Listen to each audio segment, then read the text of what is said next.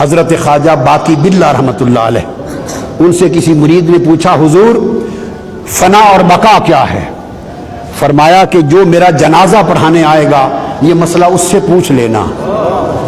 जब आपके जनाजे का वक्त आया, आपने वसीयत फरमा दी, मेरा जनाजा वो पढ़ाए, पूरी उम्र जिसकी एक रात की तहज्जुद कज़ा न हुई हो। सब लोग निगाह और सर झुका के खड़े थे, किसी को जुर्रत नहीं हो रही थी मुसल्ले पर बढ़े। एक नकाब पोश अहलुल्लाह आगे बढ़े, नमाज मुसल्ले पर खड़े हुए नमाज पढ़ाई। रुखसत होने लगे तो मुरीद दौड़ा, दामन में लिपट के कहने लगा, हजरत मेरे शेख ने फरमाया था जो मेरा जनाजा पढ़ाए उससे फना बका का मसला पूछ लेना। ये तो बता जाएं कि फना बका क्या है। आपने चेहरे से नकाब उल्टा तो ख्वाजा बाकी बिल्ला खुद थे।